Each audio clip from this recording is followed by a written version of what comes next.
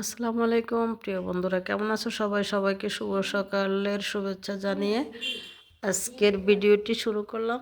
তো আমি আজকে সাবুদানা দিয়ে পায়েস রান্না করব। তো এই 1 কেজি দুধ আমি জাল দিয়ে নিয়েছি। আর এখানে আমি গুঁড়ো দুধও দিয়ে দিয়েছি, বাদাম, খেজুর, তারপর এলাচ, দারুচিনি, তেজপাতা দিয়ে সব কিছু দিয়ে দুধটাকে ভালো করে জাল দিয়ে নিয়েছি। তো 1 ঘন্টার মতো দুধটাকে আমি জাল দিব। দুধটা একটু কালারটা চেঞ্জ হলে আমি সাবুদানাগুলো দিয়ে দেব। তো ধুয়ে রাখা সাবুদানাগুলো দিয়ে দিব।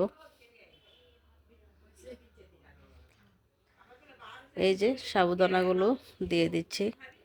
তো এইভাবে রান্না করে খেতে কিন্তু খুব ভালো লাগে খেতে।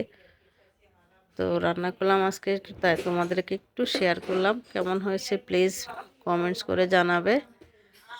তো দেখো ফাইনালি রান্নাটা হয়ে গিয়েছে। তো খেতে অসম্ভব মজা হয়েছে।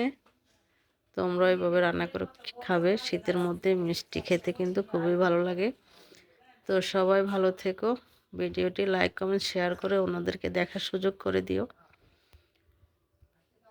তো আমার ইউটিউব চ্যানেলটাকে সাবস্ক্রাইব করার অনুরোধ রইল। সবাইকে আল্লাহ হাফেজ জানিয়ে শেষ করলাম।